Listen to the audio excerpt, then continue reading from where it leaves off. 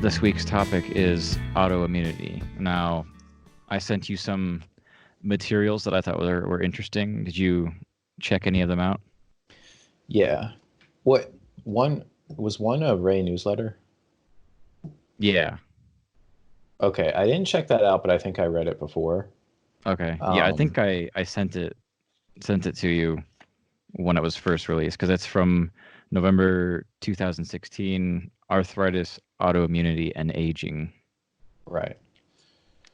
And then and then I listened to the interview with who's that guy? I think I've heard him with Uh, before.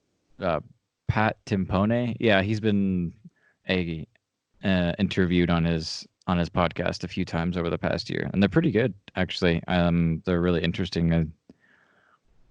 I've done some experimentation based on them, but yeah, I really like Ray's view about, or I find it very interesting, his view about autoimmunity. Because if you think about it, the mainstream perspective, and this is also, in fact, actually the biggest proponents of this perspective are actually like the functional medicine, alternative health people.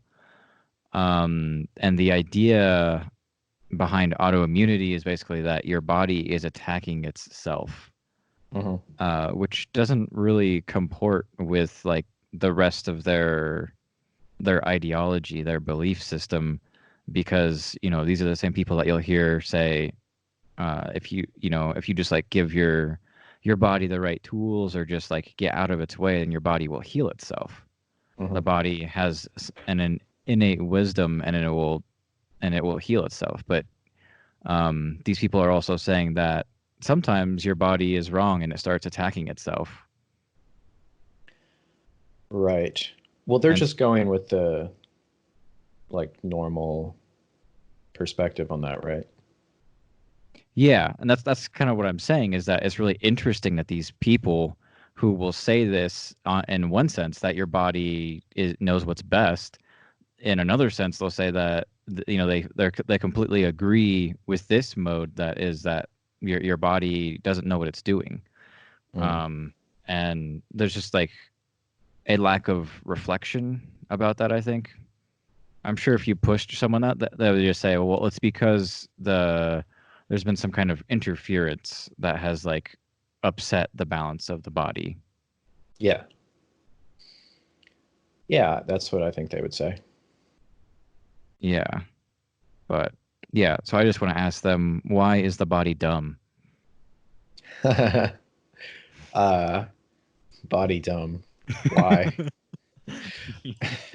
uh, yeah, autoimmunity is, I think that it's hard. I think it's one of those things that a lot of people know somebody who has it, and it's hard to treat. And it's just kind of, it's one of those things that, how should I say? Like, it's, it's around, and it doesn't, it's like mysterious, kind of like cancer, but that's mostly in old people. Hmm. And the people that are into natural, yeah, I mean, you can see tension there too, where a lot of people ultimately will do like chemo or radiation or something, even if they generally, have some kind of alternative medicine perspective if their doctor recommends it. Like, some percentage of them. Yeah, and I mean, I can kind of like, I mean, maybe I'm being a little bit harsh, but I mean, I can understand like that, kind of like having experienced my own health crisis. When something like really bad happens and you just kind of like blindsides you like out of nowhere, you kind of like submit to the authority figures a lot more easily. Like you're kind of just like cowed by like the experience of it all. Right.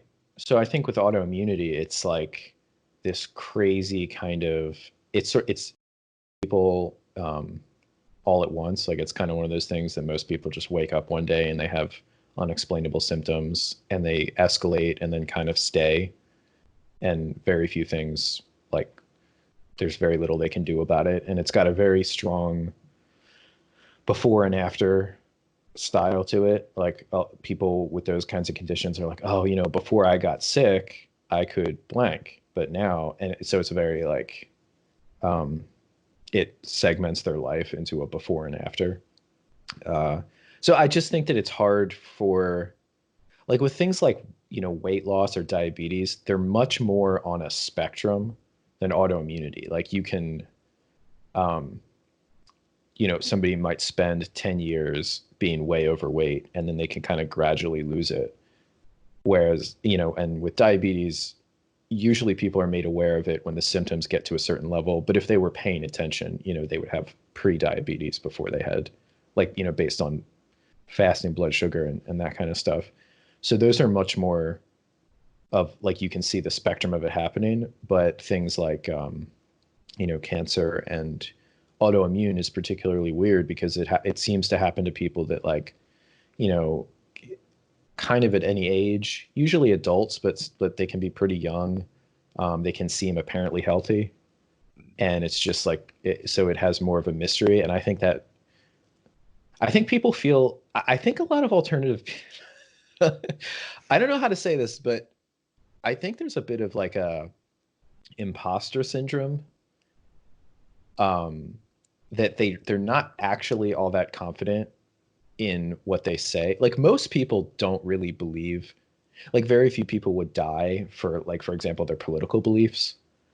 Um, and with people's health beliefs, it's like really easy to believe in say a vegan diet or something when there's nothing wrong with your body and you're just eating your diet and you're fine.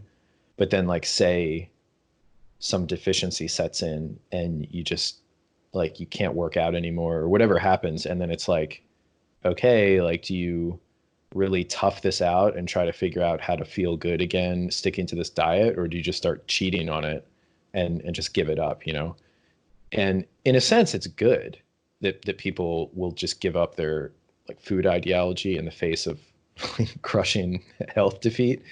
um, but I feel like even a lot of like natural guru people, they don't, like they talk about these diseases and sometimes, you know, I can understand it because you can talk about these things in the abstract, like, oh, what is cancer?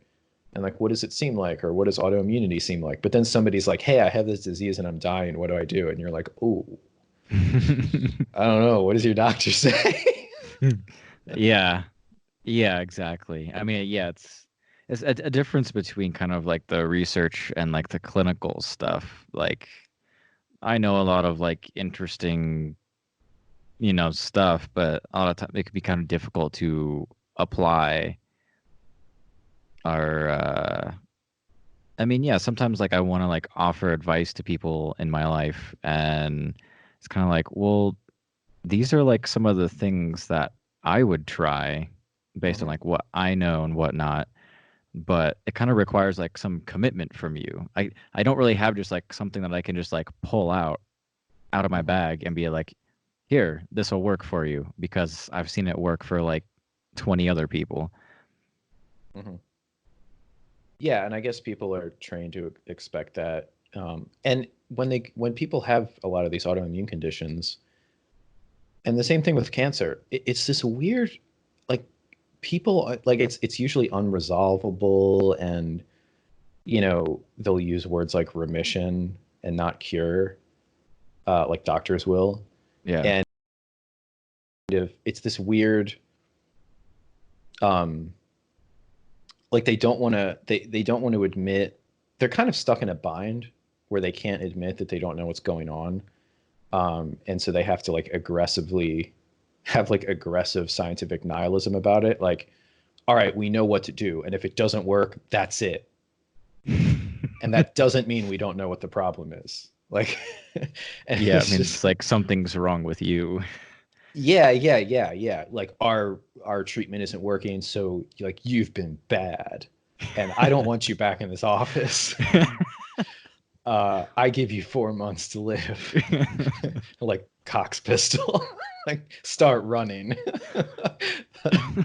um so but I always thought that the conventional autoimmune theory kind of made sense in the sense I mean, that like it definitely does. I mean, and the weird thing about like some of these theory, like the same thing with like the diabetes and whatnot, like as I spend more time like away from like the low carb world, like the kinds of rhetorical devices that they use and the explanations make less sense to me because they're Mhm. not like constantly being reinforced by everyone basic, you know, in like an echo chamber saying the same thing.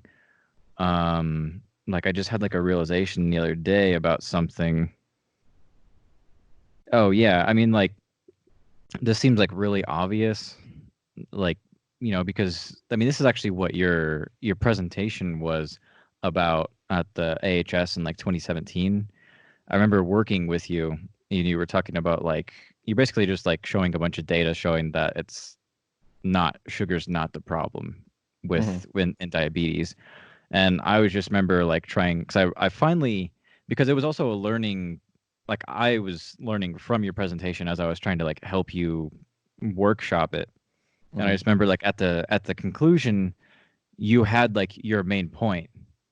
Um and I just wanted you to like bring it to the front. The like the introduction and whatnot. So that way it would be seen in this all the evidence that you were giving would see it be seen in this perspective. Mhm. Um because I mean, yeah, I mean uh that's neither here or there. But like so diabetes basically an inability to like use sugar. So we could like draw an analogy with like any other kind of nutrient, like let's say like magnesium. Let's say that you had some kind of like magnesium disease where you weren't able to absorb magnesium, like in the stomach or whatever. We wouldn't say like, okay, well then like magnesium's bad for you, no more magnesium. We would be like, oh, now we need to figure out like how we can fix that. Like how can we make it so that way you can absorb magnesium again? Mhm. Um, and so just like little realizations like that only happen because I've spent so many years away from like the low carb world, and I'm not like constantly having this reinforcement of of you know this narrative. Um, and same thing. Uh, um, yeah, like with this autoimmunity thing, like I was just saying, like, well, it's like, is your body being dumb? Because I mean, when people explain this to you, like, oh, your body's making antibodies that that are destroying your body. Mhm. Um, why? I don't know, but it is. And so, but yeah, since I spent time away from that, now I can just ask like seemingly dumb questions, like, well, why is your body doing like is it dumb? Mhm. Um, and the answer in their like, if they're being honest, the answer is yes. Your body is being dumb. But it's Mhm. like the same thing with like the Taub's explanation. I remember you saying that you thought he like he kind of advanced the the arguments in you know regarding like sugar and weight gain and whatnot. You felt like he was a more like able opponent than a lot of like some of the other low carbers. But now that I look at it, I don't feel that same way. Like I think like it's actually kind of a silly argument to say that like um your body just like the basic idea of his argument is that if someone's like making a bunch of noise, after a while you're just going to ignore that noise. Mhm. And so that's why you ignore all of the insulin in your bloodstream. But wouldn't it make more sense if your body just like wasn't able to do something with that insulin or that insulin was having no effect, not that your body is ignoring it? It Mhm. makes more sense to just assume that like okay, I can't like do anything about that.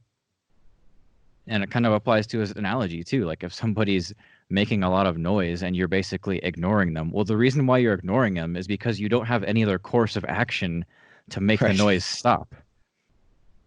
Right. Um, so Yeah, and that's just this is these are just like some things that I've realized over the past couple of months that like, wait, these arguments that used to like be like make a lot of sense to me, they actually sound kind of dumb once you like take some time away from them and just like go and think about other things. Right. Well, you have to start the carb thing, assuming like at least having a little bit of an inkling that like carbs are a little unnatural or something. Yeah. Uh, and then you can kind of like dehumanize them and be like, oh, they're a little like, I don't know, that's a little suspicious. There's a lot of them there. I think a crime occurred and I saw some like carbohydrate. I think they might have been responsible. The great They always carbohydrate seem yeah, the great carbohydrate caper. yeah, like they always seem to be around when it's the exact same. Yeah, the Like for me, classic the the with yeah. the cholesterol, Yep. The uh, yeah, the that kind of fireman. thinking. Yeah, yeah. Yeah, Um, that classic example where yeah, cholesterol's always there at the problem, so cholesterol's causing the problem. Same way that, police are always at the crime or firemen are always at the fire. So right. the whole correlation and causation thing. Yeah, it's the same thing. So I guess that is the same with antibodies, autoimmunity, immune cells and their whole system. I guess people, the medical community took that as okay, they're causing a problem, and that very statement kind of obviates their ability to ask the question like, is there a problem that they're responding to that's caused by something else? And I think that's what Ray is sort of suggesting. He's like, okay, so you're starting at the wrong point. You're starting history, like valid history, at this point that is not the beginning of the story. Um, and unfortunately, when that happens, there's not all that much information. Like with stuff like cholesterol, and heart disease and the carbohydrates and diabetes, there's like a lot of science that you can look into to be like, okay, why like go back before the cholesterol, say, is in arteries or something, and come up with a pretty viable alternative hypothesis, then cholesterol is just bad. And if you have it there, it'll just start to get sticky and mess things up. But with the autoimmune situation, there's not really, I mean, I guess you could probably find something, but it doesn't seem as readily apparent, like, because Ray said that they're responding to some kind of tissue damage usually. Yeah. Yeah, But so we should explain kind of like the two differing views. So the conventional view is basically that your body produces antibodies, um, which are inappropriately. yeah, which are like eating away the tissues. Usually they're like for like specific organs or like structures in your body. So it could be like your thyroid or perhaps like your joints or something like that. So it's eating away at those tissues. And then Ray's view is that like so the immune system is basically responsible for like the structure, sort of like the your actual like self. It's sort of like responsible for um this is kind of like a difficult. I should have like found where he says this, but basically, so we'll just go with the structure. The immune system is responsible for like the structure of your body. Um, and so when it's eating away at this, it's kind of like it's more of like tissue remodeling in a way. Um, and that's actually kind of like how I've thought about like inflammation for several years now. Like even before I got into Reiki, I was already kind of like had read some stuff talking about how like when you get like a sprained ankle or something like that, you shouldn't really like put like cold ice or anything, because the inflammation is actually part of like the healing reaction. And so the way I usually explain it to people is, um, like yeah, it's like short term, it's a short term negative, but it's part of like the natural process of things. If you are like stopping inflammation from happening, like good necessary inflammation, what you're doing is interfering with the healing process. So it's like equivalent to, like let's say you had like some water damage in your house or something like that. Well, they're gonna have to like tear out the floor and the walls or whatever else in order to like put in, a good, healthy materials in there. And Hmm. so if you're stopping the inflammation, it's basically like stopping like the construction crew or the handyman guy from coming in and doing that. You're interfering with that process. Yeah, I remember Nassim Taleb said something like that, um, Yeah. in one of his books. Yeah, I think that's correct, but I also think that the way these things evolved is like for a worst case scenario, um, Yeah. and Yeah. it's usually an overreaction. Yeah, I think it's actually well, basically according to the energetic view, it's basically just like a lack of like energy or resources to properly respond to it without inflammation. Right. But like with the inflammation, like actually Ray has an article that I read last year, but I was just like going through papers, so it caught my eye. It's called Regeneration and Degeneration: Types of Inflammation Change with Aging. And I mean it's super difficult for me to like summarize, but basically, it's what it says in the title, like the kind of like inflammation, like the cytokine signaling and whatnot, like all of that's different, like when you're young and healthy, and then as you get older, there are kind of like different things that come into view or that become used. And so, um, when I was reading this, I was trying to like figure out like, okay, well, does Ray think inflammation is a good thing or is it a bad thing? Hmm. And I couldn't come away with like an answer either way. And I think that's intentional because it's yeah, it's not the most ideal situation, but um if that's your body's like a path of action, then we shouldn't interfere with that, or we should at least like make it so it's your body doesn't have to resort to that. Hmm.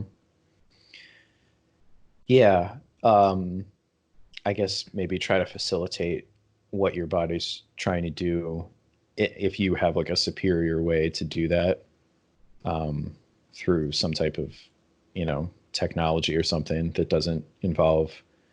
Because when I think of inflammation, I think of, like a hunter gatherer in the woods whose hand gets bit off, and like we're the descendants of people who had like a crazy, thrombin reaction to, uh, clot the blood, and stop the blood flow so that they didn't die of losing that hand. And then like later they might have cauterized it like with a something from the fire. Hmm. Um,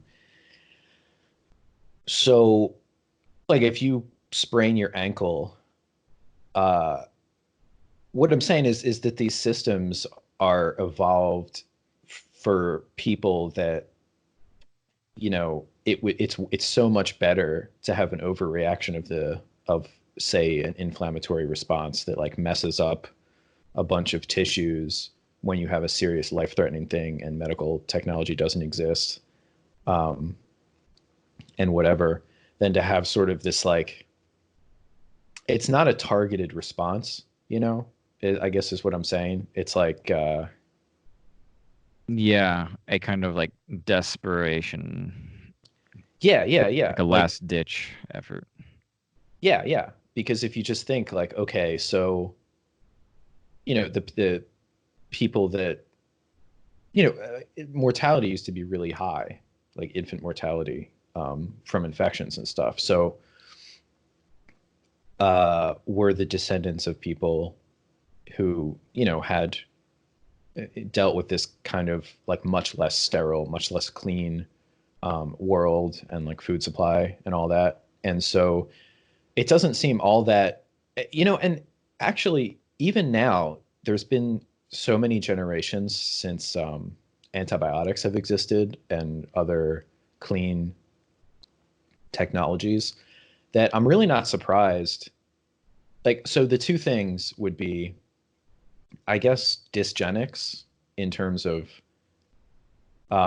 like if you have a crappy immune system and if a baby is born today with a crappy immune system in a Western country, they're almost certainly going to survive. Whereas 200 years ago, they would almost certainly not survive. And by crappy, I mean either underperforming or overperforming or just like whatever the situation is, you know, just some kind of inappropriate response where either, you know, they die of a like bacterial infection that most people would just clear really easily or something like that. And then also the environmental changes we have now, just things that are anti-metabolic. Those two things, I'm not surprised that, like, say the mainstream autoimmune theory, like, say that's true. It wouldn't really surprise me in the sense that I guess I don't believe that our bodies are, they're not really made for what we want them for, you know? Like, I mean, like if you believe in like any kind of like natural selection, you know, where like the organism has to procreate and then the next generation exists, and the ones that didn't survive to do that, like those are taken out of the gene pool. Like, so things like our immune system are there to get us to an age where we can reproduce and raise children. It's not really there to make us like feel good every day and never get sick, you know? And like never cause problems. Like if our bodies were designed for that, then I don't know, things would just be very different. It's like an alternate reality where I guess you know it's kind of like this idea is I guess not making too much sense, but like our bodies are doing what they think they should do to survive given very little, like they don't know that they're in the 20, didn't Malcolm say that in Jurassic Park, or one of the characters in Jurassic Park, they're like, oh no, I think it was Dr. Sadler, the um, paleobotanist. She's like, you know, you've got some plants out here, like they had grown ancient plants and like that are, you know, toxic, and you just picked them because they look nice, but these organisms, they don't know it's the 20th century, like they still think it's the, actually I don't think anything from that movie was from the actual Jurassic, but whatever. um so like our bodies don't know that, like, oh no, it's cool because like I have a bottle of aspirin, or like I've got a band-aid like right over there, like chill on like blood clotting. so there so what's going on is this kind of, Yeah, but isn't that like what what everybody else is saying though? That basically your body's just dumb. It doesn't understand that it's in the 20th century. well, yeah, but I think the body is dumb in the sense that it's kind of like companies, you know, like a company doesn't necessarily succeed because the guy that runs it is smarter than other companies. It's because, like, you know, part of it's luck and like the circumstances. So it's like 10 guys are going to have a widget factory, and like three of them, just their business model, like either how they do their actual production or their marketing or like the exact type of widgets they make for whatever reason. And they don't necessarily have to be the smartest, you know, it's just kind of their thing fits in with the market, and then the other guys don't. And so that's that process like of churning, you know, assuming that like one company doesn't have a cousin that's like a senator and gets like some kind Yeah. of benefit. But if there's that, you know, actually like a fair competition, you know, and this is the same with like sports teams, like one coach has a different method or whatever. And there's a certain level where, okay, there's an intentionality of the plan, but really good plans cannot work. But what always works is if you have a long enough timeline and you have enough survivability that not everybody gets wiped out, it's trial and error. So we're built on this trial and error system. Like our biology wasn't like, okay, we know the exact right thing. Like when they have a problem that requires the immune system, we know just the right amount of immune activity so that like it'll clear the infection, but like not ruin their day, you know? So like they can make their 8 o'clock meeting and be good. Like that's not how it is. It's like people died of like really basic infections, like baby, like it's just a slaughter. And then some people survived, and conditions are always changing. And it's just this constant churning of situations. And we have this situation now. Um, and yeah, and I do think that there's probably something sort of fishy with the way that autoimmune diseases seem to spring up at particular ages, you know, for the certain, like the different types, like say thyroid or something. And it seems to happen, like, for example, more in women. Yeah. And Ray was talking about estrogen and how we're in a very estrogenic, like chemically, our environment right now. So I think there's something fishy with that. But that's all, if you zoom out even more, that's also like, I feel like a lot of times people um, de-anthropomorphize themselves, or like they de-biologize themselves, where it's like, okay, in the past that was selection, but now here we are. And it's like, no, no, no, it's still happening. Like Mm. if some, say like the grand solar minimum or something, like if something big in our environment changes, or even something small, like there's people that, you know, like if television had never existed, there are people that say maybe would have had like more kids than they otherwise would have, or something like that, you know, like that's like a selection event. um you know, all of these things are happening. So we're in this situation, and there's these people who have an immune system that maybe, you know, there's that thing where people say the Amish don't have these problems because they like play with dirt, Mm. and they, you know, like low tech people that aren't like their children aren't given like antibiotics as soon as they get sick or whatever. And I don't know if I totally buy that mechanistically, but just that idea that maybe it's this whole combination of things. Like you have this normal distribution where most people are gonna like be able to combat most infections fairly well and not have inappropriate immune responses. And then there's some people that have total insufficiency, and you know, a simple, like they have a functionally like AIDS, but just without like their immune system is just really crappy, like a bubble boy, you know. Yeah. Like that would be the far on one side, and then the far on the other side would be somebody that, you know, their body picks up some foreign, like it thinks there's a foreign thing in their bloodstream, and they have a massive immune response. um, and that conditions will like shift that curve of people. So the people are different and the environment's different, and it's just always moving. Yeah. I don't know. I think it's all just like an energetic problem. Like for instance, the like your example of the, or analogy like with the company and whatnot, you could just make an argument that um like the way the company is structured or their business model and whatnot basically just allows them to more effectively turn inputs into outputs. And Hmm. so it's that's basically energy. And like with the Amish, um, you know, they're basically getting like more infrared light, which Ray has said is kind of like the fundamental like anti-stress factor for all organisms. And it actually, I mean, it permeates the world like all the time. That's why like you have like infrared cameras. That's Hmm. how they work. And so I think like Amish people will basically just have they would just be exposed to a lot more of that energy source than most people in a modern day would, because I mean, for one, they're going to be spending more time outside, but also their light is going to come from like fires.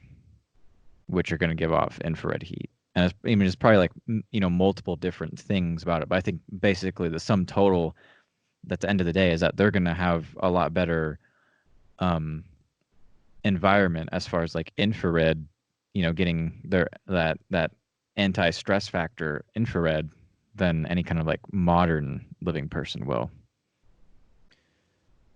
Yeah, yeah. Uh, I guess I don't really see that as necessarily a different, like we need the energy, we need energy in ourselves to respond to these things, and there's these like shortcut systems, kind of like, the sympathetic versus the parasympathetic system. It's like, when there's a danger, it's like you kind of shut off like the nice cozy one and Hmm. go for like the not cozy one. um but that exists, like if there's no real dearth of energy for people now. And Well, but like, it's a matter of if they can use it though, because we right, got to remember like we're in the context we're in with like all the polyunsaturated fats and an estrogenic environment and stuff like that. They, yeah, sure, they can eat a lot of calories or whatever, but they turn it into energy? That's the real problem. right. Well, I guess I don't see it as just a quantity problem, sort of like with the business analogy. Like it's not just the business that can make the most outputs, it's the one that can make the right outputs. So like if the market doesn't want your outputs, it doesn't matter how, like you could have superior technology for manufacturing and like the best workers or whatever, um, and churn out the most outputs for the least inputs, and Well, you'll yeah, still lose. but So that's with that's that's still like an optimization, like that company is optimized for those specific outputs. But what if you Mhm. had a company that had so much inputs and was so highly organized that they were actually able to compete in multiple markets? Yeah, I mean, well, that's the human. Like the human Yeah. infests multiple niches on the earth, but it's pretty obvious that like genetically, some people are more adapted to certain climates or diets or whatever than others. Yeah. So I think like all these other like systems, like say like the parasympathetic system, the autoimmunity, these are all just kind of like fail safes. Like when we don't have the energy to respond in a more like appropriate destructive manner, we have these other systems which are like targeted. They're kind of like little like tools that you take out of the tool chest when this problem comes up. But at the end of the day, you'd rather just not have to use this tool. Yeah, that's definitely true. So I am starting to think though that those systems are necessary, and not just necessary in an emergency, but like, for example, cortisol, like Yeah. that's pretty obviously an emergency system, but it's also at really low levels just kind of necessary, especially for like cell differentiation, like early in life. And a lot of these molecules, they're so copy and pasted, like the same stuff that makes, the same neurotransmitters in the brain are used like in the gut neurons or whatever. It's just copy and pasted, the same proteins are very similar. And so it's almost like we don't have, like I do kind of, so I do hate the what's that thing where stress is good for you, hormesis. Yeah. I do hate that perspective in the sense that it's so simplistic and it doesn't ever ask. It's the way that they frame it, I think, is really not intelligent. But there's something about, Like what's the problem with it? What? they uh they kind of worship it. It almost seems like an ascetic cult, like priests that would self-flagellate, because Yeah. there's just kind of an overall, like I get a vibe when I go on a website or something that's about hormesis, where the people are talking about it and they're like proud of like how long they can stay in an ice bath or something. And it's kind of like, it's like somebody who, say, is experimenting with drugs, and some person is like, okay, I'm going to take this drug and really monitor the situation and see if this helps me. And another person's just kind of abusing it, and they're like, "Oh, look how much of this drug I can take." Yeah. It's just two different perspectives, and yeah, there's just something like almost like religious about it, I think, that might make them like, if there's a choice between, is this stressful thing good long term? Because obviously a lot of things can make you feel good short term, like runner's high or something like cortisol. And then the question is, because what people really care about is long term. I think that some of these ideas that they have will emotionally push them towards thinking it's good long term, because they have a sort of religious feeling about it. Like they feel like, well, I'm suffering to do this stressful thing, so I will get a benefit in the future. It's like like a priest, like, I'm whipping myself, so I'm going to go to heaven. Uh, and I'm not necessarily saying that it's not true in all cases. Like there might be cases where some short-term stress, and that's kind of what I'm getting at. I think that there's something about life where you need like a percentage, like organisms, like there's kind of this, even when it gets to things like, Ray always says, oh, bulk water is bad in the cell because it stimulates replication, and it's kind of related to cancer. Like when you have a certain amount of bulk water, your cells just Yeah. divide with less regulation. But you still do need to have cells divide. Uh, and Yeah. sometimes they have to divide rapidly. So we're like, or like with estrogen, obviously, women need to have this thing in order to like have this basically stressful thing happen every month, so that we can all like exist. So I do think that there's a little bit of like like in the Ray Pete community, too much of a focus. Like I posted something on, I don't know if you saw it, in the Ray Pete fans about reducing stress. It was No. earlier this week. I said something like, you shouldn't just focus on reducing stress, and that life is about like experiencing life. Because I've actually had a lot of people contact me, and they're like kind of ironically very stressed out about how to reduce stress. They're like, I don't know what to Yeah. do. Like I haven't eaten all day because I'm worried about what I'm going to eat, which like obviously, Yeah. and and it's but even if it's not that bad, there's just something like, it's the wrong, like your anti-stress, like everybody's focused on the sympathetic nervous system or the emergency systems being there in a pinch for the for the resting system. But it's like, maybe the resting system is giving us all of this energy that we can use for the active systems, Yeah. like, and maybe the actives, you need both. And that just focusing on it kind of, or like muscle contraction, it's like muscle contraction is kind of like a stressful, like a mini stress in a muscle cell, and the relaxation is really like where the energy comes in, which is why dead things have rigor mortis. Their muscles are like permanently contracted and they can't relax anymore. Um, but it's the ability to like contract once and then relax that is life. It's, if you were just relaxed all the time, then you also would not be alive. Yeah. Does that make sense? I yeah, I think probably like Ray would say like to like never have any stress whatsoever. It's just more about like whether your organism can deal with it.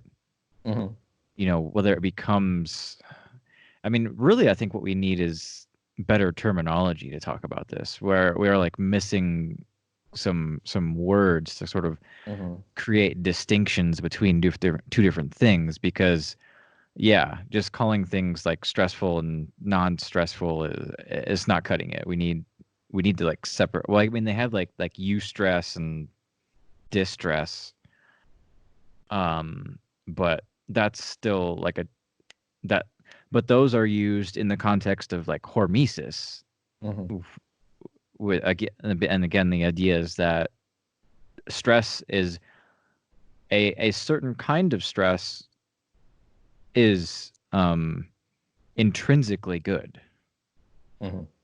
And I think Ray would say that just any given stress is not intrinsically good. Um, Probably the only good stress is one that your body is able to adapt to and deal with. Yeah. Well, I guess it all comes down to like really esoteric questions like the meaning of life or whatever, right? Like the purpose of, Yeah. because I think a lot of people when they think that the ultimate Ray Peat program would be, floating in like a perfectly temperature, Yeah. maintained like thing and like be So, like hooked up IV with like the, you so know, like the womb, basically. yes, yes, yeah. That's actually, I think Y- that that's, yeah, it's like this attempt at making the perfect environment Yeah. is this desire to get out of the dangers of the real world, and back into this like protective pre-life. Yeah. This kind of like neotenous form where you're basically, yeah, it's like the classic like alien that basically like their head is like super huge and they're basically like a baby, they Yeah. have like a extremely like just like fragile and tiny and whatnot.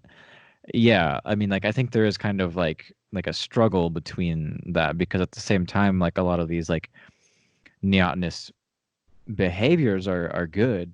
I mean, Hmm. many people have like made the connection that we're basically like baby apes, you know, like a lot of the in many ways. Um, and so like that's good. And in fact, a lot of things that people find like sexually attractive in others are like neotenous behaviors, Right. or Especially in or Asians. attributes. Yeah. Um, and so, but I think there's kind of like this struggle because yeah, you can't just like be like a completely like juvenile organism. You also need to like exist in the world and kind of mature as well. I don't, yeah, I don't have like an answer for that. It's just, Right. So when it comes to the things like immunity and all this stuff, you really have to think of it like whether you're talking about hormesis or, oh, I injured my shoulder. Am I going to ice it? Am I going to put on some Chinese balm that is, anti-inflammatory, or am I going to like trust my body, or am I going to do some combination of that or whatever? That's really a really big question. yeah, If you can take that all the way down to like what is the purpose of life, of your body, um, and I mean me, like I'd probably ice it if it hurt enough. Like I'm kind of lazy too. Like sometimes I let things go, and then if it still hurts after a couple of days, I'll try to, you know what I mean? yeah. Well, I mean, like, yeah, just because um your body's like having that reaction doesn't mean it's going well. Like some people, when they like they can, well, like I mean, I'm sure you've like had experiences with people, whatnot, where like the inflammation that occurs is just like tremendous. Like that's just like out of control, And then there are other times where you're just kind of like, oh, just like yeah, a little bit, or whatever. So like clearly there's like a scale of like what's happening, and I think that kind of alludes to the fact that like what we talked about earlier, that inflammation is not necessarily the most appropriate reaction. There could be one where your body just doesn't even like become inflamed at all because it just deals with it through other means, like, or it's just not a problem.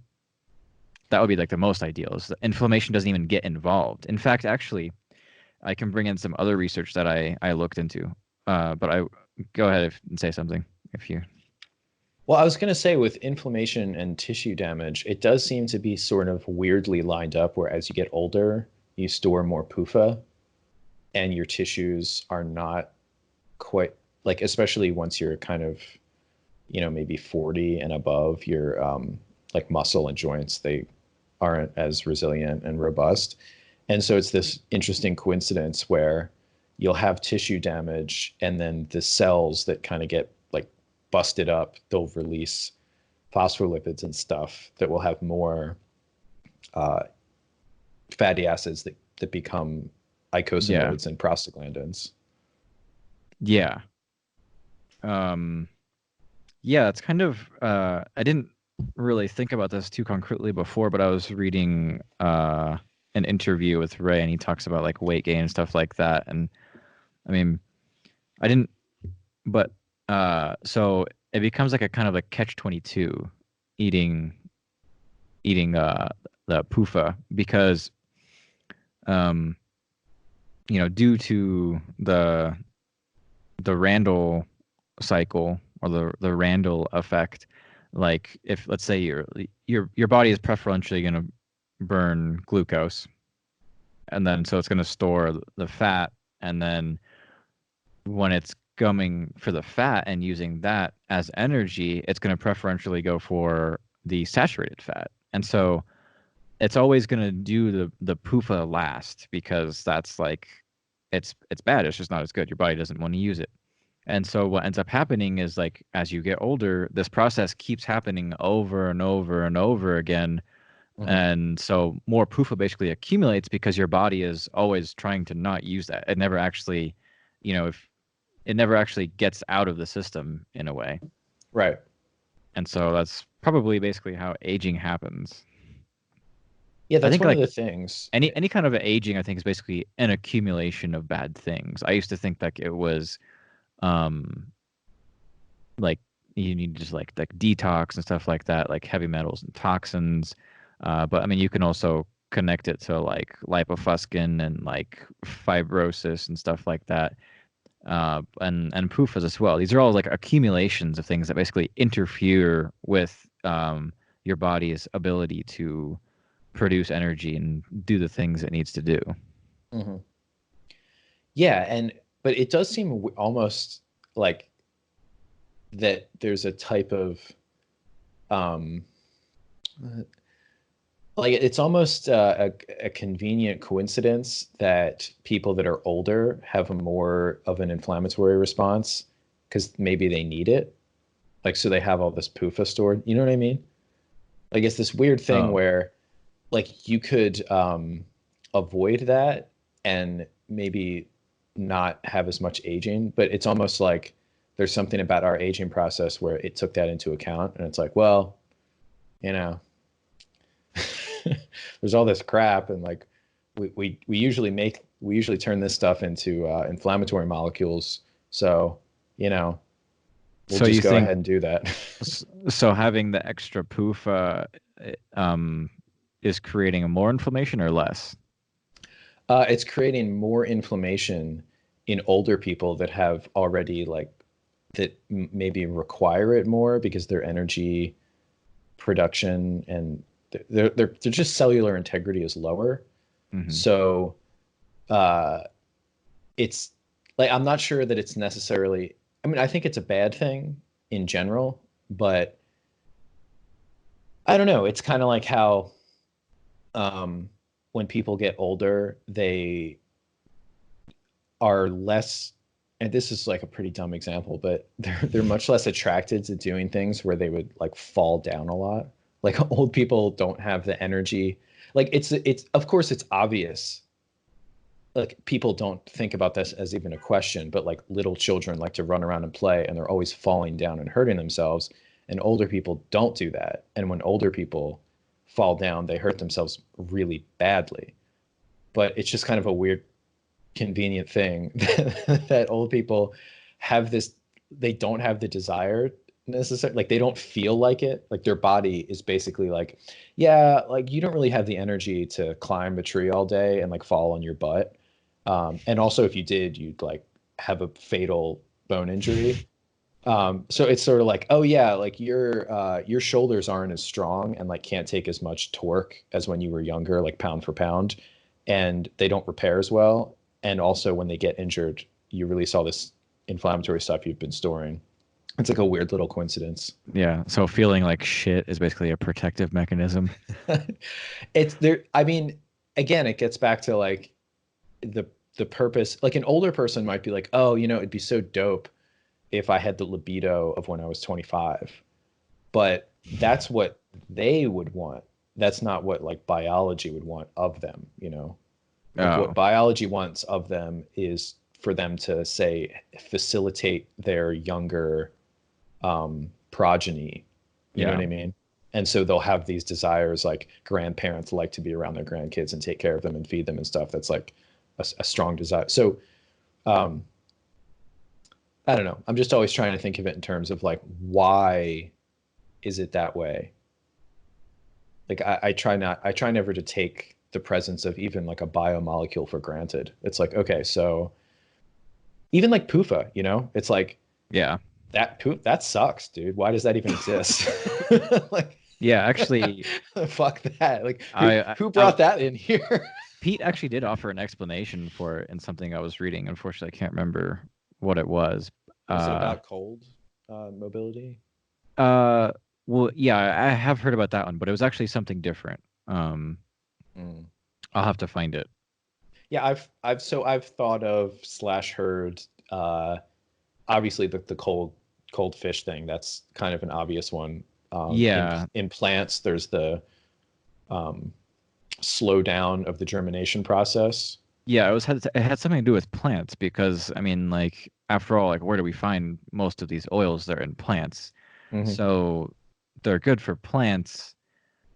In like animal systems, they're kind of you know they don't really work unless yeah you're like a fish under water in the cold, and it allows like fluidity Yeah, that otherwise wouldn't be present. right. And in the plants, it's only really in the seeds, and the seeds obviously plants aren't they don't have blood, so they can't be Yeah, warm blooded, but they're not warm, I think it was and something to do with like water actually. I can't remember what though. yeah, yeah, yeah. Well, they are Are more they like interactive with water hydrophilic or whatever? Or yeah, okay. compared to saturated fats. Yeah, fats in general are hydrophobic, but the more double bonds, so the more unsaturated, the less hydrophobic they'll be. Okay. Then I Uh, think yeah, it was like something like that. yeah, because they're there in the seed phase, and they're there in the seed phase for cold weather plant, like obviously coconuts being the perfect example of a warm weather plant whose seed phase is full of saturated fat. Um, so it seems like they're there, and as soon as the conditions are proper and the plant germinates, it like jettisons it doesn't have, it doesn't produce and store PUFA in its plant tissues, in the mature plant tissues, like the stalk or the leaves or the roots or anything like that. It just puts it in those seeds whose characteristic quality is dormancy, for some period of time. So, Hmm. Yeah. but No, even that, I think that there's still a possibility. I haven't completely, like yeah. I mean, the I'm the same if way. Like I like to find I kind of like try to reconcile things. Like okay, mhm, like if somebody does this and they have good effects from it, but then like this person over here is explaining like all the reasons why it's bad and whatnot. I'm like, well, okay, like I accept both of these as true. Now let's figure out in what world, in what context can both of these things be true. right. Yeah, with PUFA, I'm still kind of open to the idea that they might be essential for certain processes, um, just at such a low level that it's like completely pointless to even. It's like, talking about oxygen being essential. Like it's just you can't avoid it anyway. So Yeah, it's yeah, just like a exactly. silly thing. And there's that confounding research that wasn't followed up on, that everybody in the Ray Peat sphere knows about, like with um, the rat, you know, if they're given more vitamins, Oh then yeah. they can do okay on a PUFA free diet, a fat free diet, because the problem that they had was that their metabolism was speeding up and they, didn't have enough vitamins and had deficiencies. So I think that that can be true. I think that that can be true. Like that can be true, but they can still, like that could be a purpose for, because rodents probably consume some PUFA. You know, they Yeah. probably consume some seeds, sort of like squirrels and stuff. Rats a little bit less, but uh, and so that's just how they are. And it's perfectly possible that they could require small amounts of that, you know, for this or that reason. Uh, it's just kind of totally insane that people think it's something they should be supplementing. Yeah, definitely. And then there's also like that really, 'cause we talked about this when we were talking about like the Walter Kempner rice diets. Hmm. And one of the interesting findings he found was that the people, or it was maybe not related to that, but it was covered by Denise Minger. She talked about how people that actually were eating more polyunsaturated fat actually have better results in like the low fat diet. People, and actually thinking about that now, maybe the reason why those people that were on a low fat diet but consuming more polyunsaturated fat instead of saturated fat is because, you know, you had that same kind of like metabolism depressing action. Um, Or they were using less fat because, you know, that's preferentially stored. So if you're consuming like carbs and fat and you're yeah. consuming polyunsaturated fat, you'll probably end up burning more carbs, you know, if you Oh, like all yeah. things equal. Interesting. I get, yeah, either way. Yeah, I mean, it really depends. Also, there's the vitamin E. That's always a confounding factor when when you compare the two fat sources because PUFA, because it's so uh, breaks down, you know, it comes prepackaged with vitamin E whenever it's like with plants, you know, Yeah. like sunflower seed oil or whatever. Like it has vitamin E in it. Because the plant knows that it does that on purpose. So when you're consuming it, like in a short term period, you could see beneficial results because there's the vitamin E there, and you might be getting more vitamin E than you were before. But you know, once that's gone and the PUFA is still there, then that's when the tables turn. Yeah. Um, I was actually thinking like one of the reasons why, because it's really popular to have like a kind of like a paleo or like carnivore type diet, actually. I think a lot of people that you know end up doing the carnivore diet and finding like, you know, digestive relief and whatnot, and they aren't depressed anymore. They probably have like some kind of like autoimmune condition. And so I think these kinds of diets are helpful for that. And I was just trying to figure out why.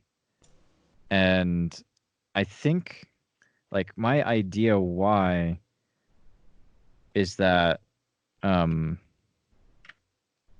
they might be depressing the immune system. And so it's not making these quote unquote autoimmune attacks on the body. Yeah, I'm interested about this too because I was thinking about Jordan Peterson's daughter, Yeah.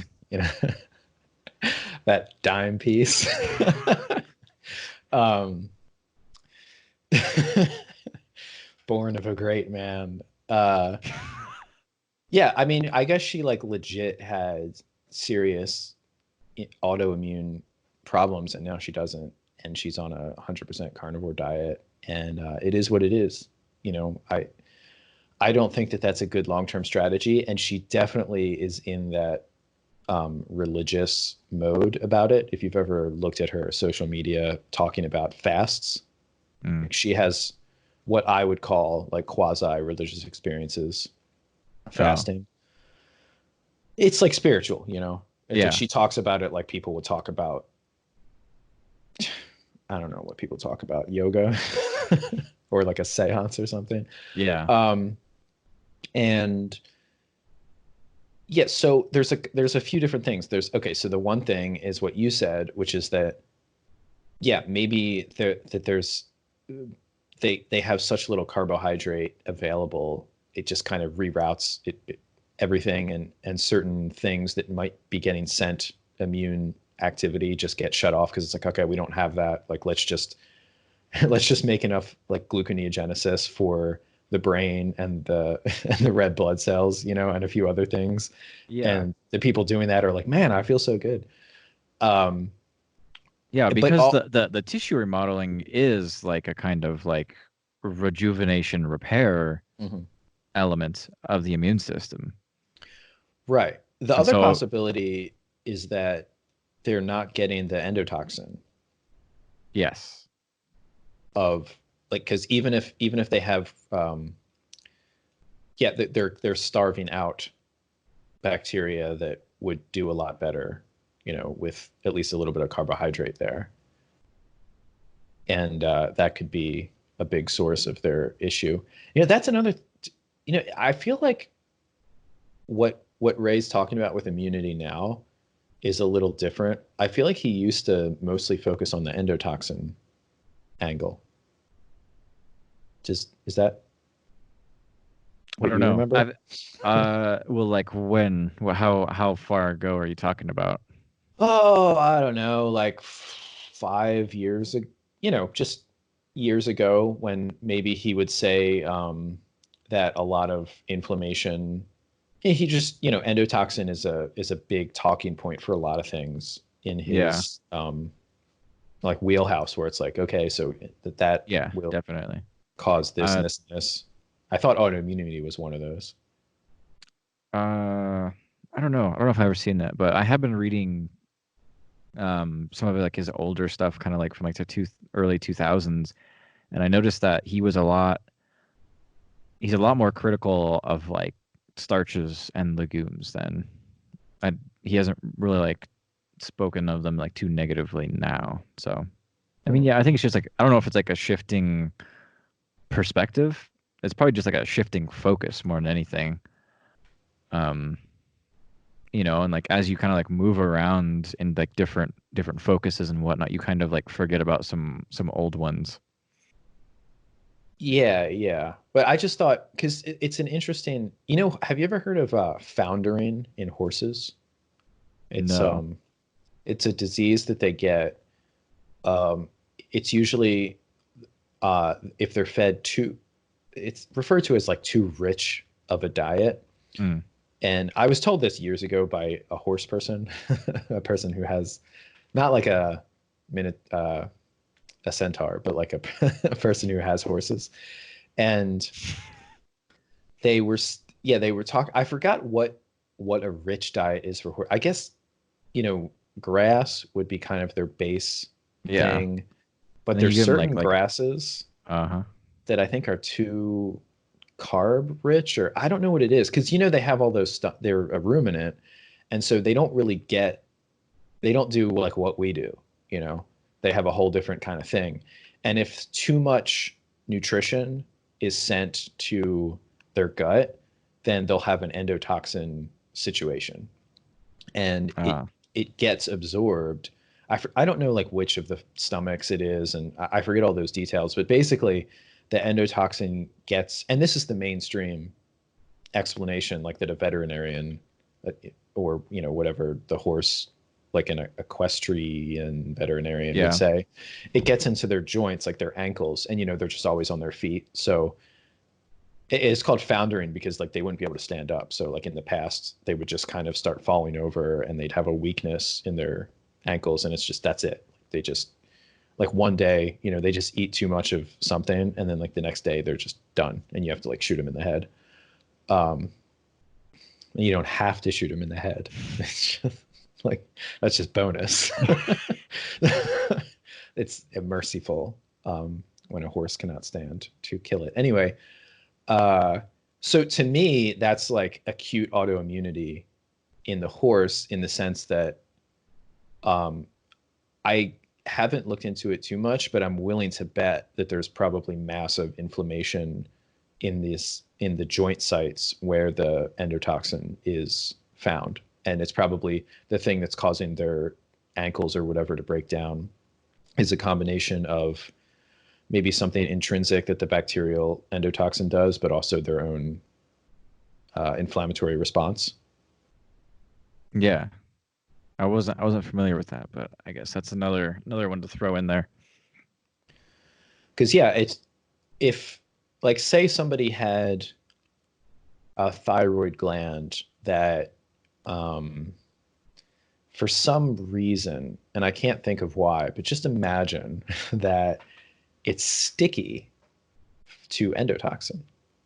Uh, it just endotoxin builds up Well, on or around it. well, I think that's the problem with endotoxin is that it is sticky because it's basically like fat and sugar together. And that's kind of like what makes it such a nasty thing. Right. But like in a way where it kind of builds up and it reaches some critical mass. And then the immune system is like, yo, you know what I mean? Yeah. Like that's a plausible story, right? So the immune system wants to attack the endotoxin, or Yeah. And it's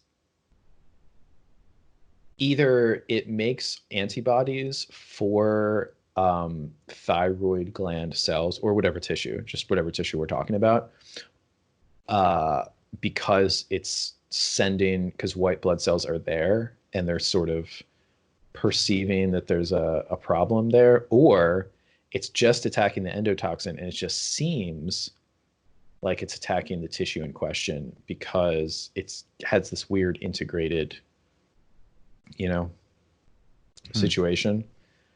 That's honestly, I am I making that up? I thought that was Ray's. I feel like I'm taking crazy pills. Like I thought that was like the Ray Pete Inc.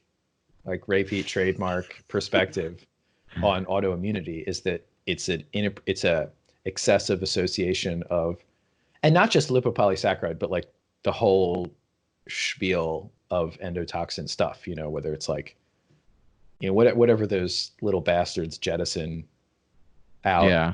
and that your immune system like sees as bad and attacks or gobbles up or whatever the appropriate response is. Hmm. And I mean somebody like Michaela Peterson, right? She's like having all these problems and then she stops eating uh, plants in general. So to me it's like the only explanations are the one that you said, which is that she's just depressing her immune system. The one that she says, which is that she was having, an allergic and like just broadly speaking, like we'll just say immunological response to molecules in plants, food molecules. Like either because she has like a leaky gut that is more penetrable to those things than other people, or her immune system is more sensitive to them, or whatever, or that the endotoxin one. That seems to me like the three Yeah. explanations. All right. So one of the other things that I wanted to look up for this interview, since this autoimmunity, it seems to basically be like inflammation, or that's like a major theme here. And I've always wondered like because people like one of the good blood tests you're supposed to get to see how you're doing is C-reactive protein. Mm-hmm. And people will say like, oh, it's like a marker for heart disease or whatever, and I'm like, okay, that's fine, but like why is that, why is this molecule made by the body? Like it's not made so that way doctors can see what your risk for heart disease is. um and those are the kinds of answers that you get when you just like do like a regular Google search or go to like Wikipedia or whatever. But actually I was able to find some papers about C-reactive protein, um, and um, they actually call it a general antibacterial molecule. Hmm. They say that it has like antibacterial action. And unfortunately, I read this like 2 weeks ago, so my memory isn't super great. Um, but one of the things that I found interesting is that um, like the amounts of it, um, yeah, it's also kind of like a signaling molecule. Like all of these like inflammatory molecules are also signaling molecules. Like, and basically it starts like a chain.